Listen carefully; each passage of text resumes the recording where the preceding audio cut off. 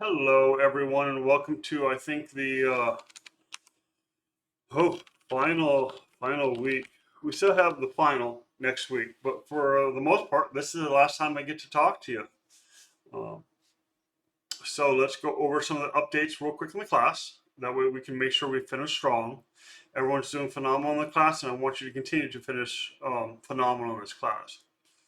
First thing is, I just had a meeting with Professor Lee, Dr. Lee, Mike, and we talked about me taking over, at least for one semester, MIS 769, the big data analytics for business.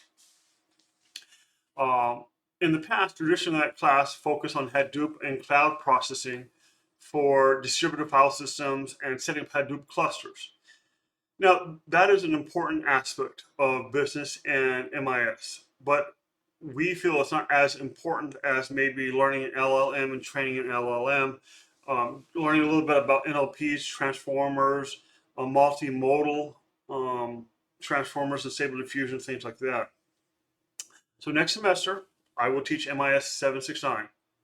Next semester will be online, same course as this, or same format as this, I should say. We're probably going to go over 2 or 3 weeks of big data, which would be Hadoop and cloud processing, AWS or Azure, things like that.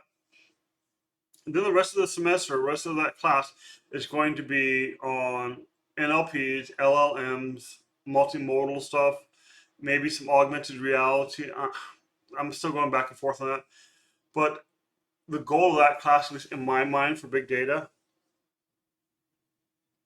is that if I give you all the MIS or all the CS or all the English department syllabuses, if I give you all the counseling documents, if I give you all the related documents to that department that uses to help guide students, both undergraduate and graduate, if I give you all those documents, say 100 documents, can you take an LLM, fine tune it, and then kind of maybe make a interactive chat bot?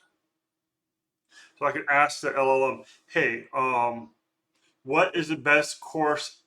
What are some courses I should take if I want to study quantitative analytics and economics in the MIS department?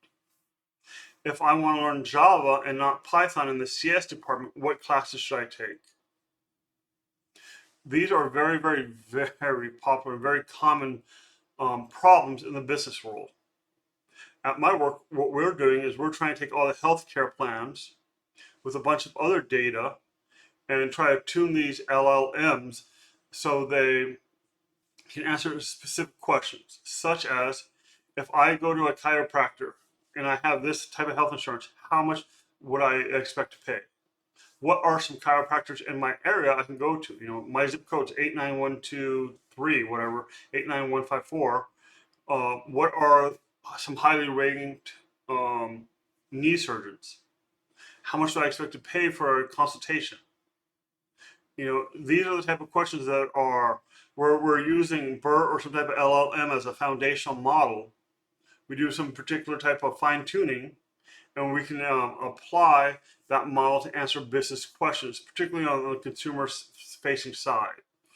So that is my goal for the class, and Dr. Lee tends to agree with me on that. So I'm going to rework the syllabus over winter break. So if you're interested, I would love to have you in this class.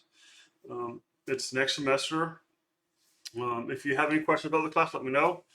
So there's also, I just thought about too, it's not on here.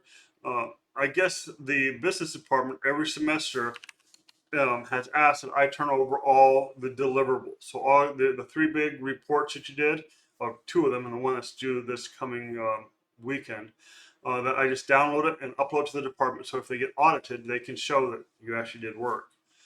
They've promised me that they will anonymize the papers.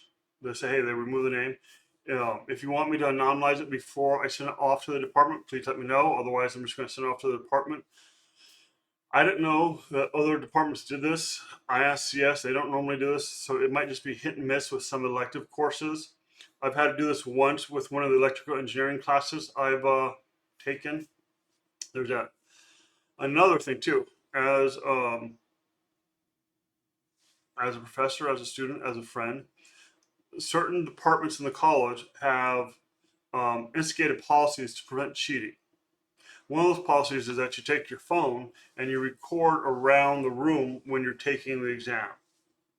So even though my course does not require this right now, be prepared that if you're continuing your education at UNLV, some colleges and courses might require this. Okay. So I think we got through those announcements. The next announcement is that evaluations are due. To do evaluations, let me see if I can log in and show you how to do them. You should get a pop-up, but just in case you don't, you have to go to My UNLV. So, you log into Web Campus, it should pop up, hey, make sure you do your evaluations. For some reason, if that does not work, I'm going to show you another method to do it.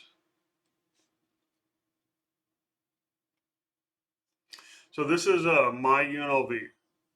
If you log into your My UNLV page and then you find resources down there on mine, it's the bottom row, second icon.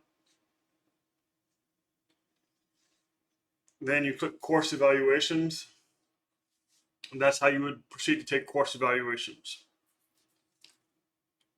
Now, why am I telling you this? Because, well, I don't necessarily support this idea. Ooh, sorry about that.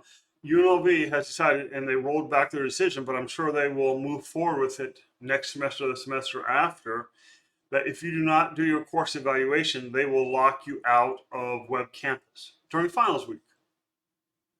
Now, for biology or math classes or physics classes, things that you have to have a ton of notes for and a ton of PowerPoints for, that could be really detrimental to your performance as a student.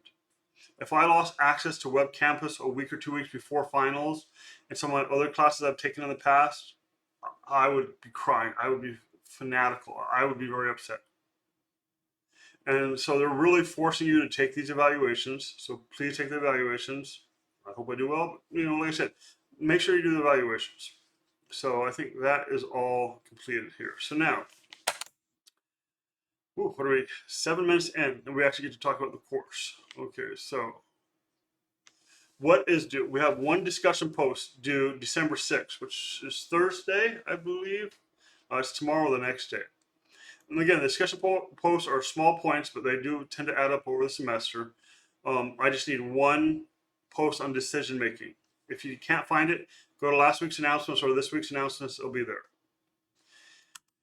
Then, since we pushed back these two assignments, they kind of collide at the same time. There's a discussion post where you post your teach back, your data-driven presentation. Hey, I'm a senior data scientist. I want to teach these junior data scientists. I'm the lead business BI professional, and I have to teach these junior BIs. My friend's coming to this class next semester or next year, or technically since it's once a year. This is something I wish he would have known, or it's something I want to teach him. Okay, it's the big picture. That's what your teach back is. So by December 8th, one person in your team has to post either the video, or they have to post a video, and then the other person has to post either your outline or some notes, something else related to that. That's why there's two objects that are due for that class or for that assignment. Okay, so for the discussion part of that, you have to post by December 8th, and then you have to reply to somebody else's teach back, hey, this is great, I never knew this, or what about this? So that is due the 8th and 9th of this week, which I think is Friday and Saturday. Let's actually, let me pull up the dates. I don't have a calendar for me. So the 6th is Wednesday, the 7th is Thursday, and the 8th is Friday. So this is, let's say, Friday. And just verifying it, and this is Saturday. And this is Wednesday. Okay, so those are the three things. Those are all the discussions. Okay, and again, there's 10 points, but still it adds up. Now, your homework, for some reason, that's why. There's also the actual homework that's due. Now remember, this is 100 points is the big project, okay? So for the discussion, you have the first part of it due December 8th, second part reply due December 9th. You also have to submit to me so I can grade it, your teach back project. The actual video that you maybe post on the discussion, maybe you post on YouTube, the actual link to the video on YouTube It has to be submitted to me by Saturday, and also your notes, your outline, whatever else you have. I just need one person from the team to upload it. If two people upload it, it removes the previous person's post. So please ensure only one person from your team uploads a link to the video, MVP, and your outline. So that's due Saturday. Finally, I also need you for your homework, super easy homework, easiest homework all semester. It's just submit your final exam questions. I've been looking at those and I have some great questions. So, hey, here's a question for the final, blah, blah, blah. Don't make it super easy. Don't make it impossibly hard. Just, what is a fair question that you've learned? What's the difference between a star and a non-star schema in SQL? When do you use a recurrent neural network versus a non-recurrent neural network? What are, and when you describe a neuron, what's weights and bias and inputs and outputs? What's the difference between ReLU and TAN activation? Okay, things like this are all fair game. SQL, what's the difference between an SQL and no SQL database? And ethics, what's the difference between data privacy and, I don't know, the legal right to use data? What's anonymizing data versus de-identifying data? Okay, so submit any of your final questions for the final by December 9th. I'll open up the final on December 11th. It's due December 15th. Okay. Now remember, there's no cheating. So let's define that. Okay. So no cheating. So it means you can't work in a team. So that is cheating. So no cheating, can't work in a team. Yes, you can use ChatGPT. Yes, you can use notes.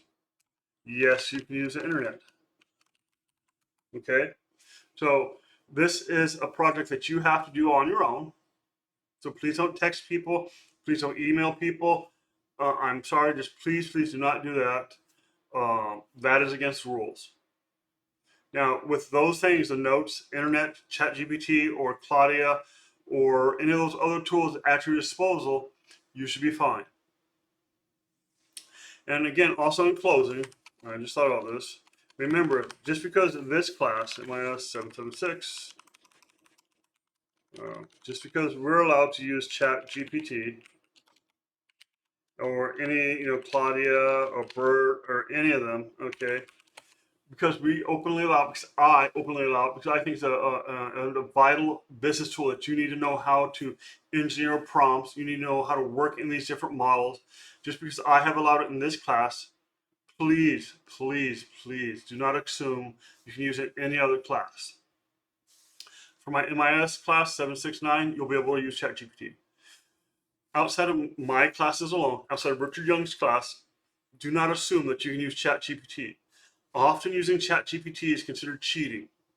So I'm just trying to be absolutely clear. We went over this in the syllabus during the first week, but I feel it's important to reiterate that you cannot use ChatGPT or LLMs on any other class, on any other college, without specifically talking to the professor. Okay? So that's that. I have one more real quick lecture I'm going to knock out here in about half an hour. And then that's it. If you guys have questions, you have my name, number, you have my cell phone. If you want, on December 14th, I'm presenting some research. It's my QA, and it's on Parkinson's and TDCS. It's online, it's on Zoom. If anybody wants to go, please let me know. I can send you the invite. I'm not sending it to the whole class, but I'm doing that December 14th at noon. So if you guys want to go, let me know. I'll send you that invite. Otherwise, enjoy. I did post a reading list. It's just some books I found interesting. Read them over the winter break. Read them over summer. Never read them. Just download that. Save it on your computer. Save it on your notes on your iPhone somewhere. When you're stuck on a plane for 2 hours, it's good to be able to read a book. And some of these books are really, really phenomenal. They can change the way you think about a problem. They can change the way you think about how businesses address problems and move forward. So review the reading list, download it, save it. If you have books that you like, please let me know. I'll add them to the reading list and let me get the next lecture out. Otherwise, guys, thank you for being a part of my class. Thank you, thank you. It's been great having you all.